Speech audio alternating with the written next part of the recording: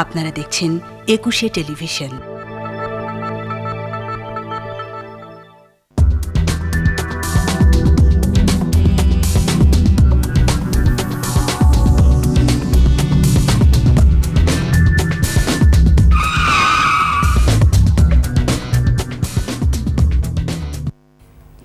সম্মানিত দর্শক, ২১শে টেলিভিশনের নিয়মিত আয়োজন ২১শে রাতে আপনাদের সবাইকে স্বাগত জানাচ্ছি এবং আজ আপনাদের সাথে থাকছে আমি ফেরদৌসী আহমেদ।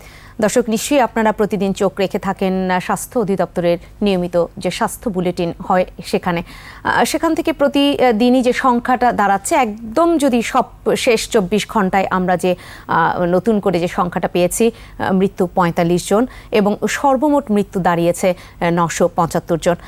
নতুন করে আক্রান্ত হয়েছেন ৩,১৭১ জন এবং সর্বমোট আক্রান্ত বাংলাদেশে ৭১,০০০ ছাড়িয়েছে।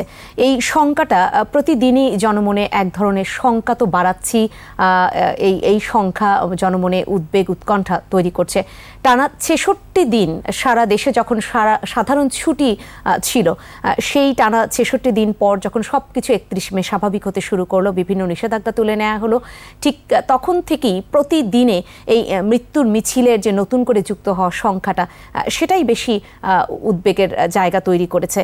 সেই জায়গা থেকে মাননীয় প্রধানমন্ত্রীর নির্দেশে সরকারের উচ্চ পর্যায়ের এক বৈঠকে সিদ্ধান্ত হয়েছে সারা দেশকে এই কোভিড-১৯ সংক্রমণ বিবেচনায় রেড, ইয়েলো এবং গ্রিন জোনে ভাগ করে যেখানে যতটুকু নিষেধাজ্ঞা দেয়া দরকার সেখানে ততটুকু দেয়া হবে বা সেইভাবেই পরিচালিত হবে একেবারেই সারা দেশের সেই সংক্রমণের হারটা ঠেকিয়ে রাখার জন্য যে কার্যক্রমটা পরিচালিত হওয়া উচিত, ঠিক সেভাবেই পরিচালনা করা হবে, এরকম একটি সিদ্ধান্ত এসেছে। সেই বিষয়টি নিয়েই মূলত আজকে আমরা কথা বলতে চাই। তার পাশাপাশি করোনার সার্বিক যে পরিস্থিতি, সেগুলো নিয়ে তো অবশ্যই কথা হবে এবং আজকের এই যে ২১শে রাতের আলোচনা, সেই আলোচনার শিরোনাম আমরা করেছি যে করোনা আবারও লকডাউন। এই শিরোনামই আমরা কথা বলবো এবং যাদেরকে আজকে আমরা পাচ্ছি তাদের সাথে শুরুতেই আপনাদের পরিচয় করিয়ে দিতে চাই। স্টুডিওতে পেয়েছি ডাক্তার আফতাব ইউসুফ রাজ, জনস্বাস্থ্য ও শিশু বিশেষজ্ঞ, এবং আমরা আজকে আমাদের সাথে আরও যুক্ত করে নিতে পেরেছি রয়েছেন মোখলেসুর রহমান, বিপিএম বার, সাবেক অতিরিক্ত মহাপরিদর্শক প্রশাসন, বাংলাদেশ পুলিশ, এবং আমাদের সাথে আরও যুক্ত রয়েছেন ফরিদুর রহমান খান ইরান, ২৭ নম্বর ওয়ার্ড কাউন্সিলর, ঢাকা উত্তর সিটি কর্পোরেশন। দর্শক, নিশ্চয়ই আপনারা এটাও জেনে থাকবেন যে ঢাকার যে এলাকাগুলোকে রেড জোন হিসেবে চিহ্নিত করা হয়েছে তার মধ্যে একটি হচ্ছে পূর্ব রাজাবাজার, এবং সেটি আজ রাত ১২টা থেকেই সেই যে একেবারেই কড়া নিষেধাজ্ঞার আওতার মধ্যে চলে গেল। সেটা নিয়েই আমরা কথা বলবো আজকে। কি কি হতে পারে সেই নিষেধাজ্ঞার মধ্যে, কি কি আছে, কি করা যাবে, কি করা যাবে না, সেই বিষয়গুলো নিয়ে আমরা আজকে কথা বলবো। আমি শুরুতেই আসতে চাই স্টুডিওতে উপস্থিত ডাক্তার আফতাব ইউসুফ রাজ আপনার কাছে, কিন্তু তার আগে আমার সাথে যে যুক্ত রয়েছেন যে দুজন, মোখলেসুর রহমান এবং যুক্ত রয়েছেন ফরিদুর রহমান খান ইরান, আপনাদের দুজনকেও আমি ২১শে রাতে স্বাগত জানাচ্ছি। আলোচনায় আসতে চাই ইউসুফ রাজ ডাক্তার, আপনার কাছে এই বিষয়টা দিয়ে শুরু করতে চাই যে টানা ৬৬ দিন তো আমরা একটা কঠোর লকডাউনের মধ্য দিয়ে গেলাম। সাধারণ ছুটি যেখানে ছিল সেখানে গণপরিবহন বন্ধ ছিল, সেখানে একেবারেই দোকানপাটগুলো বন্ধ ছিল, অফিস আদালত এগুলো তো সাধারণ ছুটির মধ্যে ছিল। সেখান থেকে আমরা কি আসলে তেমন কোনো সফলতা পাইনি? কারণ যখনই ৩১ মে সব কিছু স্বাভাবিক হতে শুরু করলো, সংক্রমণের সংখ্যাটাও আমরা বেশি পাচ্ছি, মৃত্যুর সংখ্যাটাও সেই মৃত্যুর মিছিলে বেশি যুক্ত হচ্ছে। তাহলে আমাদের ব্যর্থতা কোথায় ছিল সেই লকডাউনে? প্রথমে শুভরাত্রি ২১শে টিভির সকল দর্শককে। আসলে লকডাউনটা কিন্তু ইনিশিয়ালি সব দেশই কিন্তু লকডাউন করেছে এবং লকডাউন কিন্তু এখন দেখা যাচ্ছে কোভিড-১৯ কিন্তু এটা একটা নতুন ভাইরাস, তো এটা কিন্তু আমাদের প্রতিনিয়ত আমাদের শিক্ষা দিচ্ছে। WHO কিন্তু প্রথমে কিন্তু কোভিড-১৯কে এতটা সিরিয়াসলি নেয়নি। WHO কিন্তু কোভিড-১৯কে প্যান্ডেমিক ডিক্লেয়ার করেছিল 11 মার্চ। এটা ফার্স্ট কেস হয়েছিল কিন্তু উহানে 29 ডিসেম্বর। WHO কিন্তু প্যান্ডেমিক ডিক্লেয়ার করেছে আফটার 2.5 মান্থ। তো WHO কিন্তু পরিস্থিতিটাকে অ্যানালাইজ করতে সময় নিয়ে গেছে। ইট ইজ আনপ্রেডিক্টেবল, কোভিড-১৯ ক্যারেক্টারটা আনপ্রেডিক্টেবল। সেই দিক দিয়ে কিন্তু লকডাউন ইনিশিয়ালি আমরা যেটা করেছিলাম কিন্তু খুব টাইমলি করেছিলাম। কারণ যদি আমরা অ্যানালাইসিস করি, চায়নাতে লকডাউন করা হয়েছিল 6টা মৃত্যুর পরে, ইন্ডিয়াতে লকডাউন করা হয়েছিল 10টা মৃত্যুর পরে, ইউএসএ তে লকডাউন করা হয়েছিল 21টা মৃত্যুর পরে। আমরা কিন্তু লকডাউন করেছিলাম অনেক দেশের তুলনায় আগেই আমরা লকডাউন করেছিলাম পঞ্চম মৃত্যুর পরে, যদিও একটা মৃত্যু কাম্য না, কিন্তু আমাদের কিন্তু লকডাউন টাইমিংটা ইজ ভেরি পারফেক্ট। আমরা যদি অনেকে চায়নাকে বলে যারা খুব সাকসেসফুলি কন্ট্রোল করেছে, সেই দিক দিয়ে চিন্তা করলে কিন্তু টাইমিং অফ লকডাউন আমরা কিন্তু চায়নার সাথে সাইমেন্টেনিয়াসলি ওই কনসেপ্টে কিন্তু লকডাউন করেছি। এখন লকডাউন ইজ সাকসেসফুল, এই লকডাউনের যে ইফেক্টিভনেসটা এটা কিন্তু ডিপেন্ড করছে শুধু সরকারের উপর না, এটা কিন্তু ডিপেন্ড করছে আমাদের রেসপন্স, আমাদের জনগণের বিহেভিয়ার, জনগণের যে চারিত্রিক যে গঠন। আমরা কিন্তু জাতিগতভাবে কিন্তু একটু অন্য ধরনের, আমরা কিন্তু খুব ফ্রেন্ডলি, আমরা খুব বন্ধুবাৎসল, আমরা কিন্তু ঘরের মধ্যে ওইভাবে থাকতে চাই না। এবং আমাদের কিন্তু ওই স্বাস্থ্য সচেতনতা কিন্তু অন্য ধরেন ইউরোপিয়ান কান্ট্রিজ বলেন বা চায়না বলেন, জাপানে কিন্তু ওরা কিন্তু কোভিড-19 ওরা কিন্তু হ্যান্ড হাইজিন কিন্তু রেগুলার করে। হ্যান্ড হাইজিনটা কিন্তু আমাদের কিন্তু দেশে কিন্তু নতুন একটা কনসেপ্ট, তাই না? যে আমাদের হাত ধুতে হবে, আমাদের সোশ্যাল ডিস্টেন্সটা মেনটেন করতে হবে, মাস্ক পরতে হবে, এগুলো কিন্তু সব কিছু কিন্তু আমাদের সামাজিক প্রেক্ষাপটে সব কিছুই নতুন, এবং এই নতুন সব কিছুর সাথে অ্যাডজাস্ট করতে কিন্তু সময় দিতে হবে।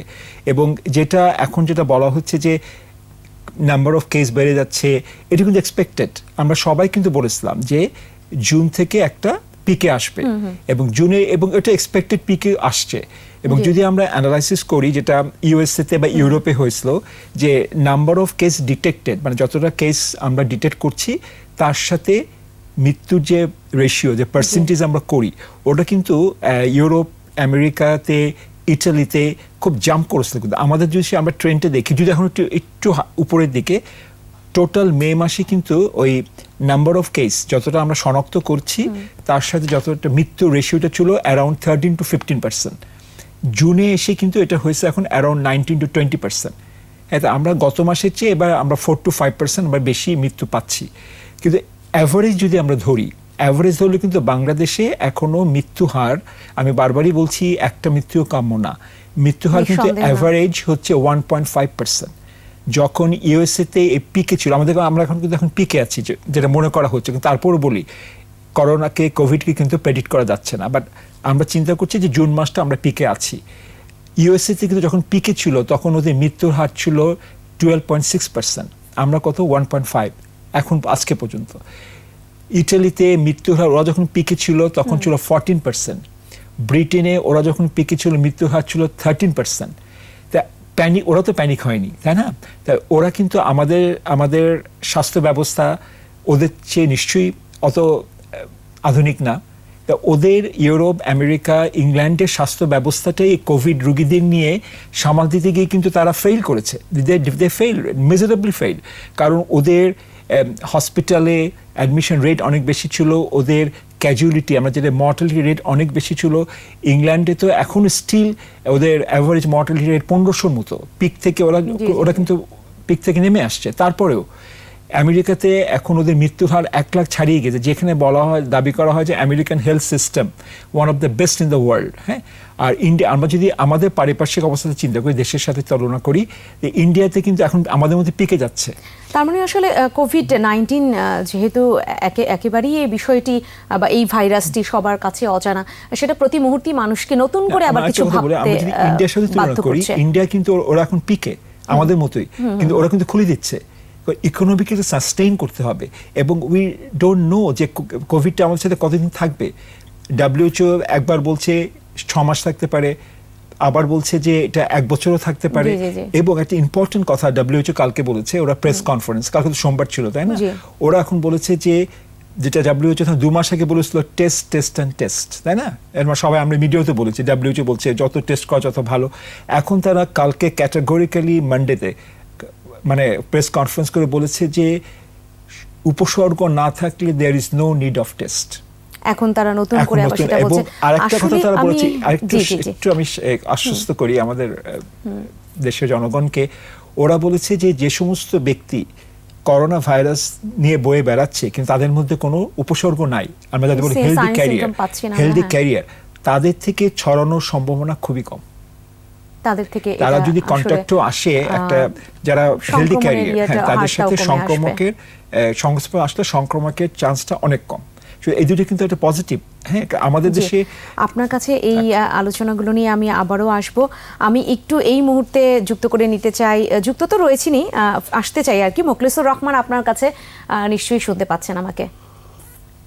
মোখলেসুর রহমান জি, আসলে জি জি জি এখন যে লকডাউনের কথা ভাবা হচ্ছে, সেই লকডাউনকে সফল করার জন্য যে কৌশলপত্র, সেখানে তো আইন শৃঙ্খলা রক্ষাকারী বাহিনীর একটা বড় ভূমিকা বা বিশেষ ভূমিকার কথাই উল্লেখ করা আছে। তো এখনকার প্রেক্ষাপটে যে আবার নতুন করে লকডাউন, সেই লকডাউনে আইন শৃঙ্খলা বাহিনী নতুন করে কি কৌশল অবলম্বন করবে এই লকডাউনকে সফল করতে? নতুন করে কৌশল অবলম্বন করার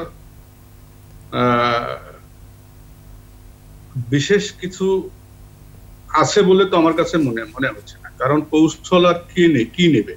কৌশলটা নেওয়া হলো যে মানুষকে বুঝিয়ে শুনিয়ে, বোঝাশোনা যদি না হয় তাহলে কিছুটা ক্ষেত্রে কড়াকড়ি আরোপ করে, কখনো কখনো কিছু কিছু বল প্রয়োগ করে মানুষকে নিজেদের ঘরের ভিতরে বন্ধ করে রাখা। এটাই তো কৌশল। এই কৌশল ছাড়া তো আর পুলিশের হাতে অন্য কোনো কিছু আছে বলে আমার কাছে মনে হয় না। আমরা তো সাধারণ ছুটি দিয়েছিলাম, এটাকে মিন করা হয়েছিল যে এটাই লকডাউন। সেই সাথে সরকারিভাবে লকডাউন শব্দটি উচ্চারিত না হলেও মানুষের মুখে মুখে কিন্তু লকডাউন শব্দটি একেবারেই ছড়িয়েছিল এবং মানুষ এটাকেই, সাধারণ ছুটিটাকেই মনে করেছে যে লকডাউন। আমরা তাই মনে করেছি এবং যারা সচেতন হয়েছে তারা তো সচেতন ভাবেই ঘরের ভিতরে নিজেদের অবস্থান নিয়েছে। যারা সচেতন হয় নাই সেই সমস্ত লোকজনদেরকে কিছু কিছু ক্ষেত্রে কড়াকড়ি করে তাদেরকে ঘরের ভিতরে রাখার চেষ্টা করা হয়েছিল। সেটা প্রাথমিক দিকে সাফল্যের মুখও দেখেছিল, কিন্তু পরবর্তীতে দেখা গেল যে এটা নিয়ে কথাবার্তা শুরু হয়েছে, মিডিয়াতে নেতিবাচক প্রচারণা শুরু হয়েছে। ফলে আইন শৃঙ্খলার কাজে যারা নিয়োজিত আছেন, পুলিশ কিছুটা পশ্চাৎ অপসারণ করেছে জোর জবরদস্তি করার ক্ষেত্র থেকে, এবং যখন থেকে জোর জবরদস্তি করার ক্ষেত্র থেকে পিছিয়ে আসলো তখনই দেখা গেল যে মানুষ ঢিলেঢালা ভাবেই তাদের জীবনযাত্রাটা পালন করছে। কোভিড-19 আসার আগেও যেভাবে মানুষ জীবনযাত্রা করেছে, এই কোভিড-19 এর পরও জীবনযাত্রা সেইভাবেই করেছে। বিশেষ করে গ্রামাঞ্চলে আমাদের সৌভাগ্য এখন পর্যন্ত যে গ্রামাঞ্চলে সেটা এখন পর্যন্ত সেভাবে ছড়ায়নি। ফলে তারা তাদের মতো করে জীবন ধারণ করেছে এবং সেখানে কোভিড-এর আক্রান্ত হওয়ার সম্ভাবনা অত্যন্ত কম হিসাবেই আছে। কিন্তু সেভাবে যদি চলতো, গ্রামাঞ্চলগুলো তো যদি না ছড়াতো তাহলে ভালোই ছিল একদিক থেকে, যে শহরাঞ্চলে এটাকে নিয়ন্ত্রণ করা অনেকখানি হয়তো বা সহজতর হবে। কিন্তু হয়েছেটা কি, মাঝখানে কিছু বলবো যে বিশেষ ভেস্টেড ইন্টারেস্টেড গ্রুপ তাদের জায়গায় তারা চাপ তৈরি করেছে, কলকারখানা খুলতে বলেছে, দোকানপাট খুলতে বলেছে। মানুষ একবার এসেছে কলকারখানা শ্রমিকরা এসেছে কলকারখানায় নিয়োজিত হতে, আবার তাদেরকে বাড়িতে পাঠিয়ে দেওয়া হয়েছে, আবার তারা শহরে এসেছে। তারপরে ঈদ আসলো, ঈদের সময় বলা হলো যে ঈদের সময় কেউ বাইরে যাবে না, কিন্তু সেটা নিয়ন্ত্রণ করা গেল না। মানুষ একেবারে ভেঙে পড়ে ঘরের বাইরে থেকে ঢাকা শহর থেকে আসলে সংমিশ্রণ ঘটিয়ে ফেলেছে। আমরা গ্রামাঞ্চল থেকে যে খবরগুলো এখনো পাই, অনেকের সাথে কথা বলে, তারা তো বলে যে এগুলো তো, এই উৎপাতগুলো আমাদের ছিল না, ঈদ এসে এই উৎপাতটা আমাদের এলাকায় ছড়িয়ে গেল। তো এখন এটার যখন প্রাদুর্ভাবটা বেশি হচ্ছে এবং যত টেস্ট করা যাচ্ছে তত এটার সংক্রমণের সংখ্যা যখন দেখা যাচ্ছে বৃদ্ধি পাচ্ছে, তখন এটা একটা অ্যালার্মিং সিচুয়েশন বলে মনে হওয়া কারণেই হয়তো আবার নতুন করে লকডাউনের প্রক্রিয়াটা অবলম্বন করার চেষ্টা করা হচ্ছে। যেখানে যেখানে বেশি বেশি প্রাদুর্ভাব হবে সেখানেই লকডাউনের ব্যবস্থাটা নেওয়া হবে বলে ঘোষণা এসেছে। এখন লকডাউন কার্যকরী করতে গেলে, ইফেক্টিভ করতে গেলে যে ব্যবস্থাগুলো নেওয়া দরকার, সেই ব্যবস্থাগুলো নিতে আমরা পারবো কিনা। কারণ ইতিমধ্যে আমরা লকডাউনটা নিয়ে কিন্তু সেইভাবে সফল হই নাই। এখন যে লকডাউনটা আমরা করতে যাচ্ছি সেটাকে যে কোনো হোক আমাদের সফল করতে হবে। সফল করতে হলে এখানে পুলিশের ভূমিকা আছে, অন্য আইন শৃঙ্খলা রক্ষা যারা আছেন তাদের ভূমিকা আছে, মিডিয়ার ভূমিকা আছে, এবং যে এলাকায় লকডাউনটা হবে সেই এলাকার সার্ভেটা ঠিক মতো হয়েছে কিনা, কত লোক সেখানে আক্রান্ত হয়েছে, এবং কত লোক সিরিয়াস অবস্থায় আছে, সেই এলাকাটাকে আমরা সেখান থেকে লোকজন বাইরে আসতে দেবো কিনা, বাইরে যদি আসতে যাই সেটা কি পরিমাণ আসতে দেবো, সেখানে গাড়ি টাড়ি চলবে কিনা। যেমন ধরুন নারায়ণগঞ্জের একটা এলাকায় লকডাউন দেওয়া হয়েছে লাল জোন হিসেবে চিহ্নিত করে, সেখানে 3টি এলাকায় শুরু হয়েছে নারায়ণগঞ্জে, যেটা দেখছি যে হ্যাঁ 3টি এলাকায় শুরু হয়েছে, কিন্তু সেখানে দেখছি যে মানুষ সেই লকডাউনের ঘোষণা যথাযথভাবে মানছে না। তারা বাইরে যাচ্ছে, আসছে, রিক্সা চলছে, এবং আমরা দেখলাম লকডাউনের ঘোষণা দেওয়া হয়েছে, কক্সবাজার লকডাউনের ঘোষণা দেওয়া হয়েছে নোয়াখালীর সদর এবং বেগমগঞ্জে। সেই এলাকা থেকে খবর নিয়ে দেখছি যে মানুষ আসলে লকডাউনের ভয়ে তটস্থ হয়ে যে ঘরের ভেতরে বসে থাকবে, সেই জায়গাটায় কিন্তু যথাযথভাবে তারা সেটা করছে না। এখন একটু করাতে গেলে শুধুমাত্র যে বল প্রয়োগ করে এটা সমস্যার সমাধান হবে তা মনে করছি না। এখানে একটু ভলান্টিয়ার্স এর দরকার, এখানে এটা কমিটি ফর্ম করার দরকার, এলাকা ভিত্তিক। এবারে লকডাউনে তো সেই জনসম্পৃক্ততার কথাই ভাবা হচ্ছে। জি, মোখলেসুর রহমান, আপনি আমাদের সাথে আছেন, আবারও আপনার কাছে ফিরবো আমি। জি আপনার কাছে আমি আবারও ফিরবো। এই পর্যায়ে আমি একটু আসতে চাই 27 নম্বর ওয়ার্ড কাউন্সিলর ঢাকা উত্তর সিটি কর্পোরেশনের ফরিদুর রহমান খান ইরান। ইরান, আপনি শুনতে পাচ্ছেন? হ্যাঁ, আমি শুনতে পাচ্ছি।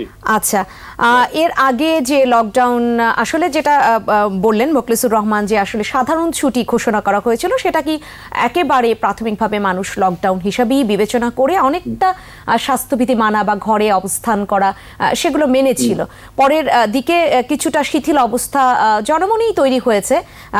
সেখান থেকে এইবারের যে এলাকা ভিত্তিক রেড, ইয়েলো এবং গ্রিন যে জোন করা হয়েছে সারা দেশে, সেখানে রেড জোন যেগুলো রয়েছে, আপনি তো ঢাকার 27 নম্বর ওয়ার্ডের কাউন্সিলর, সেই পূর্ব রাজাবাজারের, সেটা তো রেড জোন হিসেবে চিহ্নিত করা হয়েছে এবং নতুন করে বলা হচ্ছে যে জনসম্পৃক্ততা আগের লকডাউনে ছিল না বলেই সেই লকডাউন থেকে আমরা তেমন কোনো সফলতা খুঁজে পাইনি।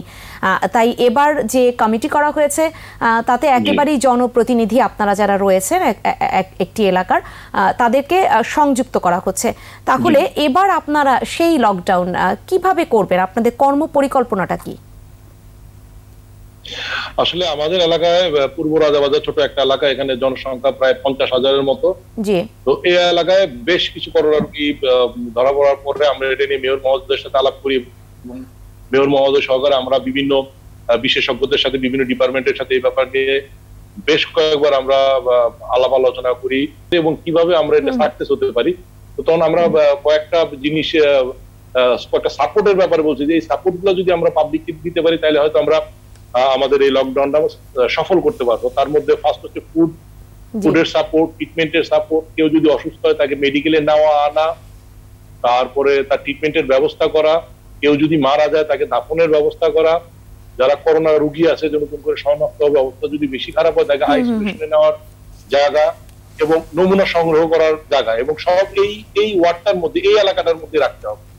তো আমরা গত 7 দিন পরিশ্রম করে এই জিনিসগুলো আমরা এনশিওর করছি যে আমরা মানুষের ঘরে ফুড পৌঁছে দিব, যারা দরিদ্র তাদের ঘরে পৌঁছে দিব, যারা টাকা দিয়ে কিনে খাবে তারা আমাদের কাছে ফোন দিলে তাদের চাহিদা মতো জিনিস আমরা পৌঁছে দিব। ইভেন যদি কেউর বাসার ময়লাও পরিষ্কার করতে হয় সেটাও আমরা করব। আর যদি করোনা রোগীদের টেস্ট করতে হয় সেটা আমরা নিজেরাই আইনে টেস্ট করব। কোনো মানুষ যদি হার্ট অ্যাটাক করে বা কিডনি রোগে আক্রান্ত হয় বা জরুরি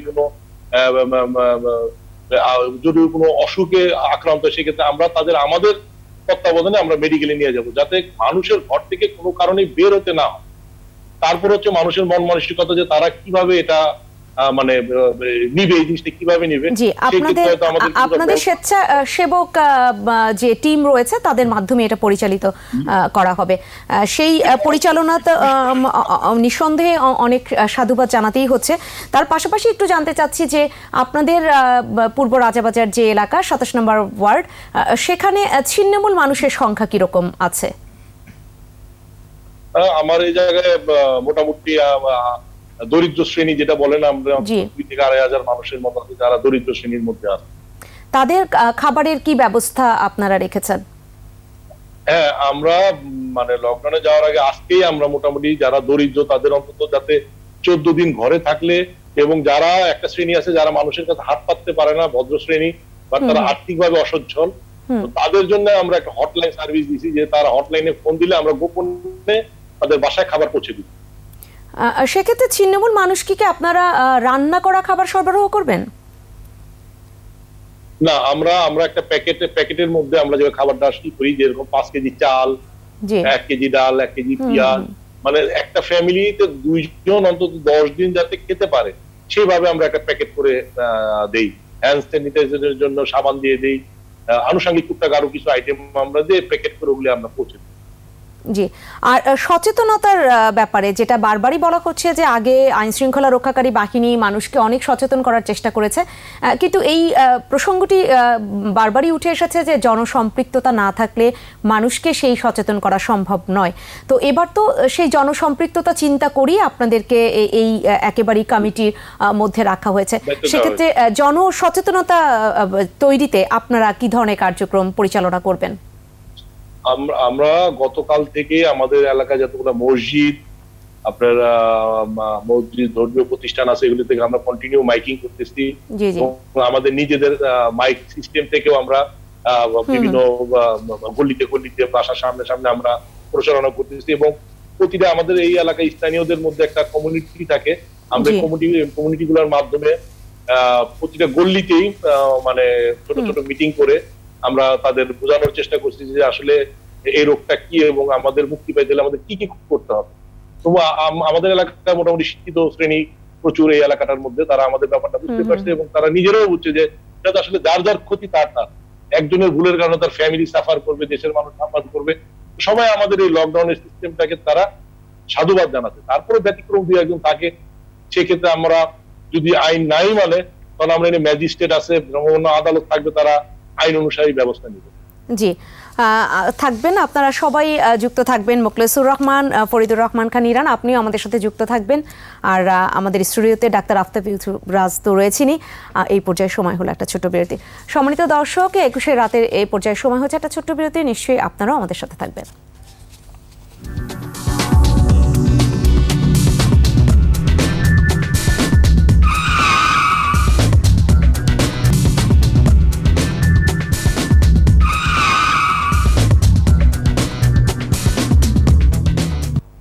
সম্মানিত দর্শক, আবারও স্বাগত জানাচ্ছি 21 রাতের আজকের আলোচনায়। আমরা আজকে আলোচনা করছি করোনা আবারও লকডাউন এই শিরোনামে, আর সেই সাথে আপনাদের ধন্যবাদ জানাচ্ছি রয়েছেন আমাদের সাথে ফিরব আলোচনায়। স্টুডিওতে রয়েছেন ডাক্তার ইউসুফ রাজ। আপনার কাছে যে বিষয়টা জানতে চাইব যে ঢাকা বিশ্ববিদ্যালয়ের যে ফলিত পরিসংখ্যান বিভাগের একজন শিক্ষক, তিনি একটি গবেষণা করেছেন। সেই প্রজেকশন বলছে যে 15 জুন নাগাদ দেশে আক্রান্তের সংখ্যা 91,000-এর মতো দাঁড়াবে এবং সেখানে হাসপাতালে ভর্তি হতে হবে একেবারে মিনিমাম যেটা বলেছেন 14,000 এবং আইসিইউ লাগবে 4,000 মানুষের। সেক্ষেত্রে এবং চট্টগ্রামের একটি পরিসংখ্যানও এখানে রয়েছে, সেটা হচ্ছে যে 7,000-এর মতো আক্রান্ত হতে পারে, 4,000 মানুষের হাসপাতালেই ভর্তি হওয়ার প্রয়োজন হবে এবং 1,100 জনের আইসিইউ দরকার হবে। কিন্তু বাংলাদেশের হাসপাতালগুলোতে যে আইসিইউ রয়েছে এবং এত মানুষের যে আইসিইউ দরকার হতে পারে, সেখানে এটা কি পর্যাপ্ত আপনি মনে করছেন? না, পরিসংখ্যান তো অনেকেই করছে। আমরা ওনাদের পরিসংখ্যানের উপর আমি অবশ্যই সম্মান প্রদর্শন করছি। সিঙ্গাপুর ভিত্তিক পরিসংখ্যান হয়েছে, ইন্ডিয়াতে পরিসংখ্যান হয়েছে। পরিসংখ্যানগুলো কিন্তু চেঞ্জ হচ্ছে, হ্যাঁ, এবং আমাদের কোভিড সিনারিও কিন্তু চেঞ্জ হচ্ছে। তবে একটা কথা আমি বলি যে কোভিডের চিকিৎসায় কিন্তু আইসিইউটা যদিও আমরা বেশ আলোচনার মধ্যে আনছি, কিন্তু অনলি 5% পেশেন্টের কিন্তু আইসিইউ সাপোর্ট লাগে। 80% পেশেন্ট কিন্তু কোভিডের সাইন সিমটমটা আমরা কিন্তু হোম ট্রিটমেন্ট, বাসায় ট্রিটমেন্ট দিয়েই আমরা কিন্তু ভালো করে দিতে পারি।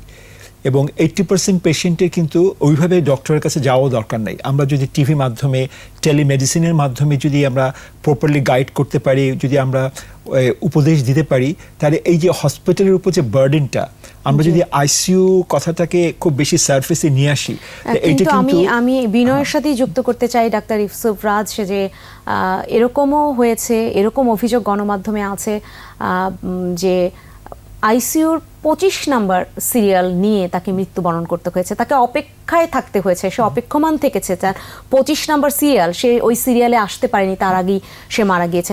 সেখানে কি ক্রাইসিসটা বোঝাচ্ছে না যে আইসিইউর কি পরিমাণ দরকার মানুষ পাচ্ছে না? না, সেটাই বলছি যে আইসিইউর ক্রাইটেরিয়াটা কি, ক্রাইটেরিয়াটা ডিসাইড করবে কে?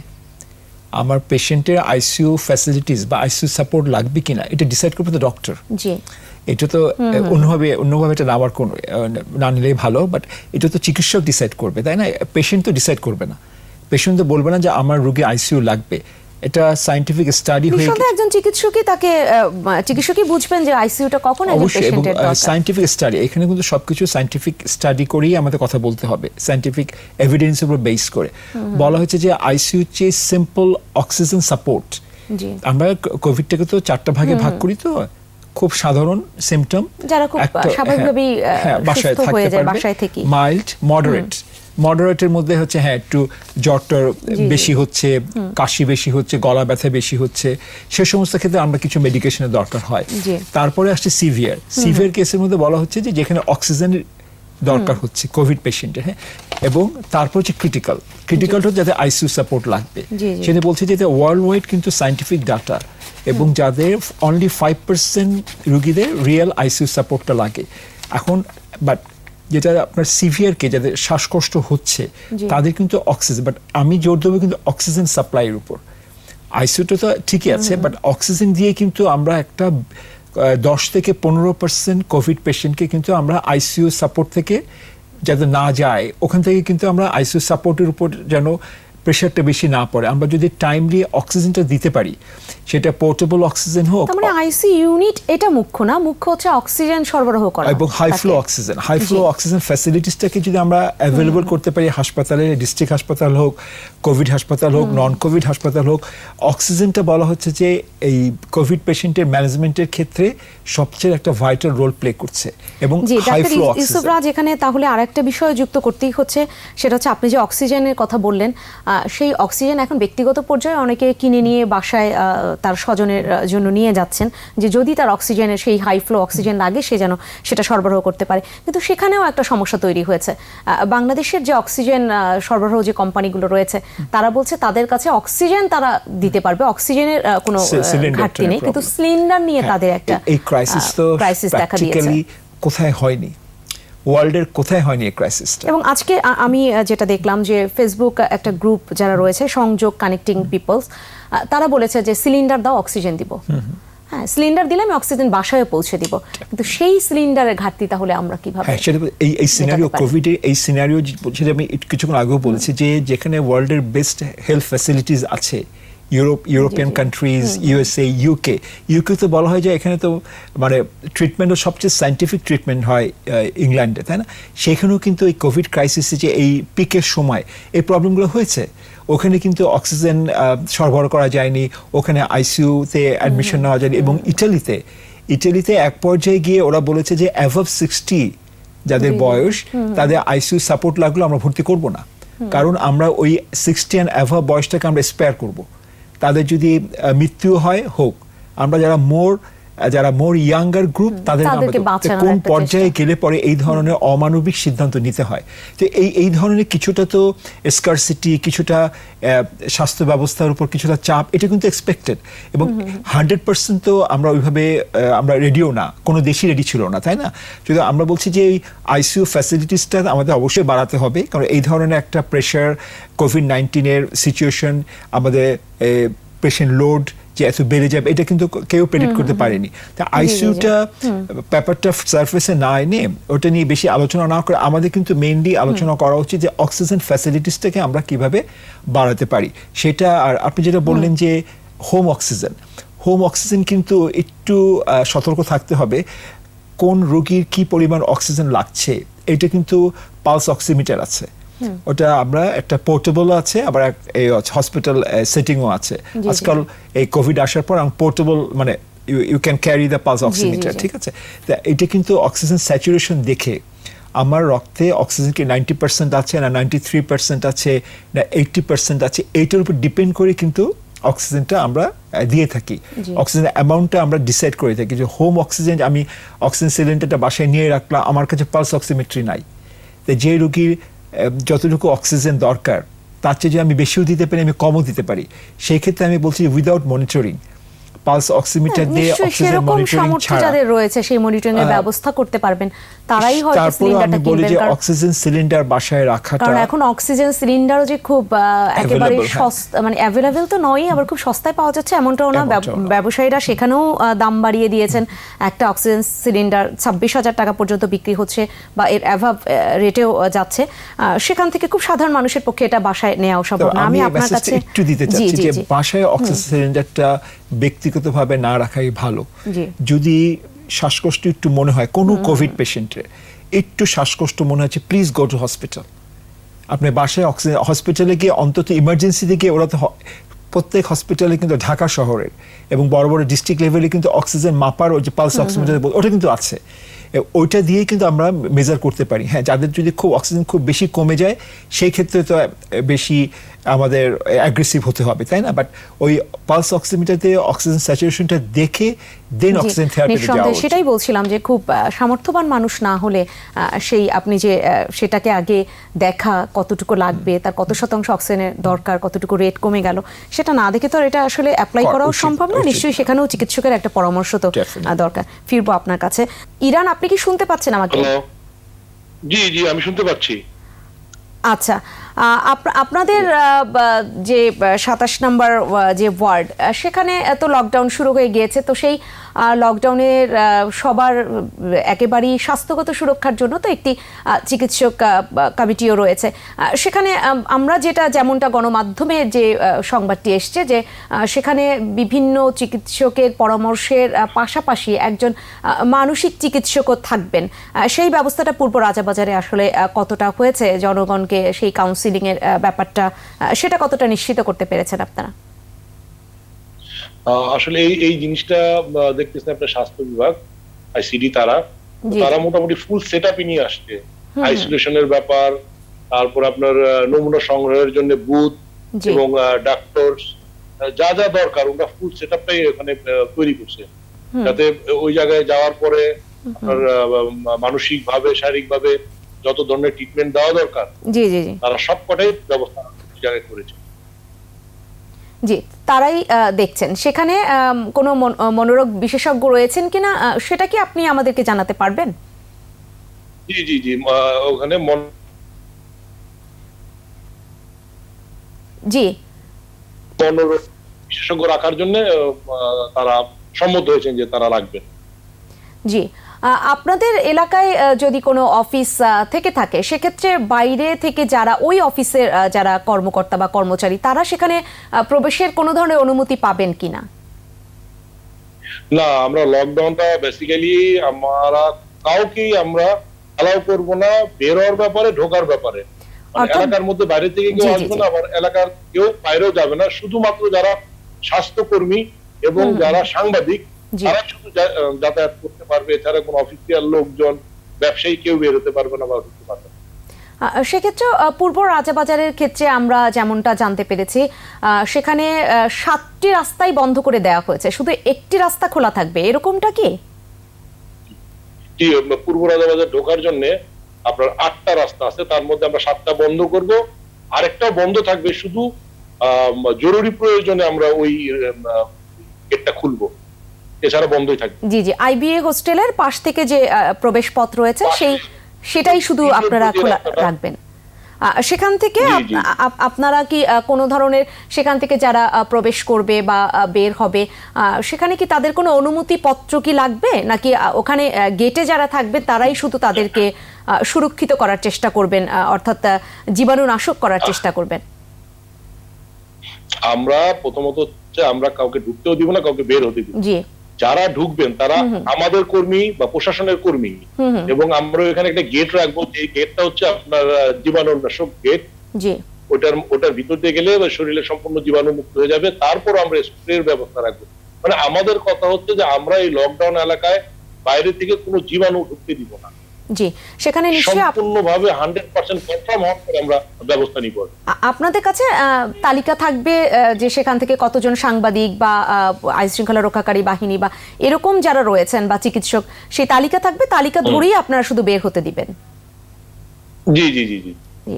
আমরা তালিকার মাধ্যমে বের হতে জি, দিব এবং ঢুকতে দিব, এবং তাদেরও আমরা কনফার্ম করব যে তাদের শরীরে কোনো জীবাণু আছে কিনা।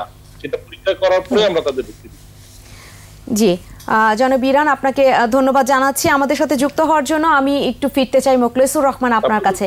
মোখলেসুর রহমান, যে বিষয়টা আপনার কাছে জানতে চাচ্ছিলাম সেটা হচ্ছে যে আইন শৃঙ্খলা রক্ষাকারী বাহিনী তারা সবার সুরক্ষায় নিজেদেরকে নিয়োজিত রাখছেন এবং যথেষ্ট সাধুবাদ তাদেরকে জানাতে হবে। তারা অনেক একেবারেই নিষ্ঠার সাথে কাজ করে গিয়েছেন এবং অনেককে হারাতে হয়েছে ইতিমধ্যেই।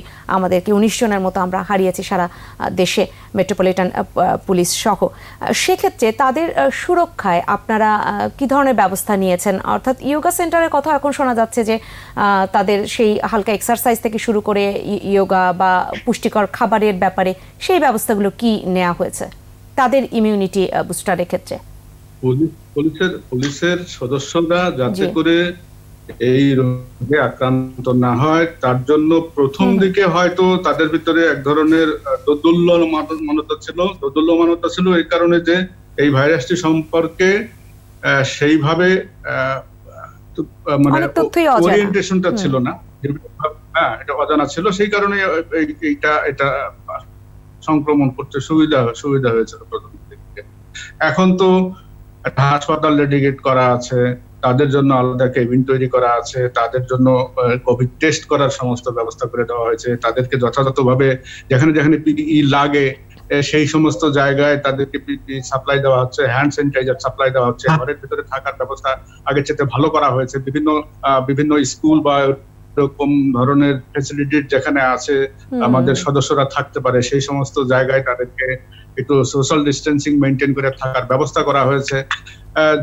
যতটুকু সম্ভব আমার দেখা মতো যতটুকু সম্ভব পুরোটাই পুলিশ বিভাগ থেকে এই সদস্যদেরকে কোভিড এর হাত থেকে বাঁচার জন্য ব্যবস্থাগুলো নিয়েছে। তারপরেও তো তাদেরকে কাছাকাছি যেতে হবে, মানুষকে স্পর্শ করতে হবে, তাদেরকে দূরে সরিয়ে রাখার ব্যবস্থা করতে হবে। অনেক সময় তো কবর খোঁড়া, মানুষের লাশ দাফন, এই কাজগুলো তো পুলিশকে করতে হচ্ছে। তো এই সমস্ত কাজ করতে গিয়ে কিন্তু ঝুঁকির একটি বিষয় থেকেই যায়। তো এই ঝুঁকির মোকাবেলা করেই পুলিশ তার পালন করবে। আমার কাছে মনে হচ্ছে এখন পর্যন্ত পুলিশের সদস্যদের ভিতরে মনোবলের ঘাটতি আছে বলে দেখা যাচ্ছে না। তারা স্বতঃস্ফূর্তভাবে সাধারণ মানুষের কল্যাণার্থে তাদের নিজের জীবনের ঝুঁকি নিয়েও রাস্তায় আছেন এবং কাজ করে যাচ্ছেন এবং ভবিষ্যতেও কাজ করবেন, এতে আমার কোনো সন্দেহ আছে বলে মনে হয় না। বাংলাদেশে এখন যে অবস্থায় আছে রোগটা, যারা ভাইরোলজিস্ট আছেন তারা খুবই ভালো জানেন, এবং যে আমাদের হয়তো সৌভাগ্য এই জায়গায়, আমি বলতে পারবো না যে এটা আসলে সায়েন্টিফিক্যালি কারেক্ট নট, যে এই এলাকায় আক্রান্ত করার ভাইরাসটি এই সাবকন্টিনেন্টে ভারত, পাকিস্তান, বাংলাদেশ অনেকখানি হয়তো আর মারণ ক্ষমতা কম।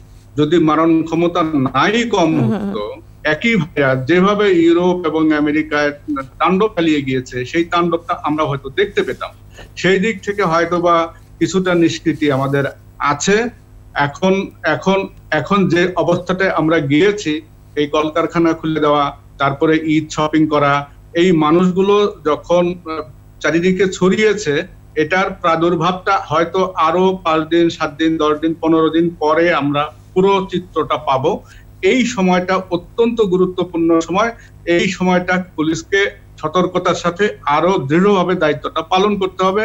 মানুষকে অবশ্যই একটা নির্দিষ্ট গণ্ডির মধ্যে আবদ্ধ রাখতে হবে। কমিশনার সাহেব বললেন ইতিমধ্যে, ওয়ার্ড কাউন্সিলর সাহেব, যে তারা যে ব্যবস্থাটা নিয়েছেন সত্যি যদি এই ব্যবস্থাটা তারা চালু রাখতে পারেন, তাহলে নিশ্চয়ই এই লকডাউনের সাফল্য আসবে।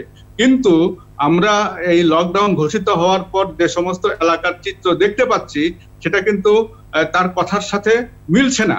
এখন যদি পূর্ব রাজাবাজারে এটা সম্ভব হয়, তাহলেই আমাদের এখানে সারা দেশে এই মডেলটি নিয়ে কাজ করা যেতে পারে।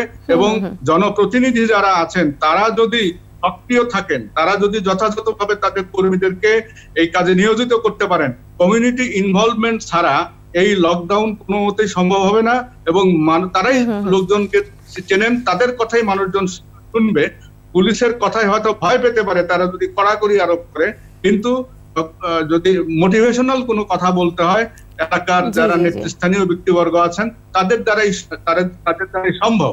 তবে আগামী 15 দিন আমাদের ভাইরোলজিস্টরা, আমি কিছুক্ষণ আগেও শুনছিলাম অন্য একটি চ্যানেলে যে ভাইরোলজিস্টরা বলছেন যে আমাদের পিকটা এখনো আসে নাই, এই পিকটা আসতে হয়তো আরো 10-15 দিন সময় লাগবে, ইভেন জুলাই মাস লেগে যেতে পারে। তো অন্যান্য দেশে পিক এসে পিক নেমে চলে যাচ্ছে, আর আমরা এখনো পিকের নাগাল পাচ্ছি না। সেই এপ্রিল মাসে পিক হবে, মে মাসে পিক হবে, এখন জুন জুলাই মাস পর্যন্ত আমাদেরকে অপেক্ষা করতে হচ্ছে। কাজে সময়টা কিন্তু আমাদের জন্য গবেষণায় আমরা সেই সঠিক সময়টাই নির্ধারণ করতে পারিনি। আর আপনি যেটা বলছিলেন যে সেই আইন শৃঙ্খলা, জি জি জি, সেই সময়টা পর্যন্ত পুলিশকে অবশ্যই মাঠে থাকতে হবে, যতই তাদের ভিতরে ভয় ভীতি থাকুক না কেন। জি, আপনার কথা থেকে যতটুকু পরিষ্কার হলো যে আইন শৃঙ্খলা রক্ষাকারী বাহিনীর কোনো ধরনের তাদের আন্তরিকতার তো কোনো অভাব নেই বা তাদের কাজের কোনো গাফিলতিও নেই, কিন্তু জনপ্রতিনিধির সম্পৃক্ততা যখনই হবে, যে সমন্বয় হলেই আসলে সেখান থেকে একটি ভালো সফলতা আমরা খুঁজে পাবো। ধন্যবাদ জানাচ্ছি মোখলেসুর রহমান, আপনাকেও আমাদের সাথে যুক্ত ছিলেন। আমি আজকের মতো বিদায় দিতে চাচ্ছি মোখলেসুর রহমান এবং ফরিদুর রহমান খান ইরান, আপনাদের দুজনকে। স্টুডিওতে ফিরবো। ডাক্তার ইউসুফ রাজ, একেবারেই অনুষ্ঠানের শেষ পর্যায়ে চলে এসেছি। একেবারে যদি ছোট্ট করে যে বিষয়টা জানতে চাই, যুক্তরাজ্যের অক্সফোর্ড বিশ্ববিদ্যালয় গবেষকদের যে তৈরি যে ভ্যাকসিন, এটা নিয়ে আগেও একদিন বোধহয় আপনার সাথে আলোচনা হয়েছে। সেই ভ্যাকসিনটি, এবং তারা খুব আশার কথা শুনিয়েছেন যে ইনহেলারের মাধ্যমেই এটা ব্যবহার করা যাবে এবং আগস্টের মধ্যেই এটা ব্যবহার উপযোগী হবে, এমনটাই তারা আশাবাদ ব্যক্ত করেছেন। সেখান থেকে আপনি কতটা? না, এই যে ইংল্যান্ডে যেটা সারা গিলবার্ট যে ভ্যাকসিনটা ট্রায়াল দিচ্ছে, এটা আসলে এনকারেজিং, ভেরি এনকারেজিং, এবং উনি তো বেশ কনফিডেন্ট যে যুক্তরাষ্ট্রভিত্তিক যে চিকিৎসক বা গবেষক দল, যে ভাইরোলজিস্ট আছে, ইমিউনোলজিস্ট আছে, তারা যে ভ্যাকসিন ব্যাপারে তারা খুবই আশাবাদী, এবং আমরা আশা নিয়ে বেঁচে থাকবো, তাই না? Hope is power. আশা করি যে করোনাকে বা কোভিডকে যদি আমাদের সাকসেসফুলি কমব্যাট বা মোকাবেলা করতে হয়, আমাদেরকে ভ্যাকসিন ছাড়া কিন্তু there is no way out. একেবারেই অনুষ্ঠানের শেষ পর্যায়ে চলে এসেছি। সেই আশাবাদী আমরা আমাদের একেবারেই হৃদয়ে ধারণ করতে চাই, এবং সেখান থেকে আমরাও একটা সামনের দিকে উত্তরের পথ খুঁজে পাবো, তেমনটাই ভাবছি। তবে সেক্ষেত্রে হয়তো যুক্তরাজ্যের কাছ থেকে এই ভ্যাকসিন আমাদের দেশে পাওয়ার ব্যবস্থাটুকু করতে হবে। অসংখ্য ধন্যবাদ, আপনাকেও যুক্ত ছিলেন, আজকে আমাদের স্টুডিওতে সময় দিয়েছেন। সম্মানিত দর্শক, 21 রাতের আলোচনা এখানেই শেষ করতে হচ্ছে। আজকে যে শিরোনামে আমরা আলোচনা করেছি, করোনা আবারও লকডাউন, সেখান থেকে একটি কথা বলেই হয়তো এই অনুষ্ঠান শেষ করতে হবে আজকে। সেটা হচ্ছে, ছোটবেলায় আমরা সবাই বোধহয় পড়েছি যে পারিব না কথাটি বলিও না, আর একবার না পারিলে দেখো শতবার। সেরকমই আমাদের হয়তো বারবার এই লকডাউনে ফিরে যেতে হলেও খুব কঠোর সেই ব্যবস্থাপনার মধ্য দিয়ে এবং আমাদের স্বাস্থ্যবিধি মানার মধ্য দিয়ে এই কোভিড-19-এর বিরুদ্ধে আমাদেরকে জয়ী হতেই হবে। সেই আশাবাদ ব্যক্ত করেই শেষ করছি আজকের 21 রাত। সবাই ভালো থাকবেন, শুভরাত্রি।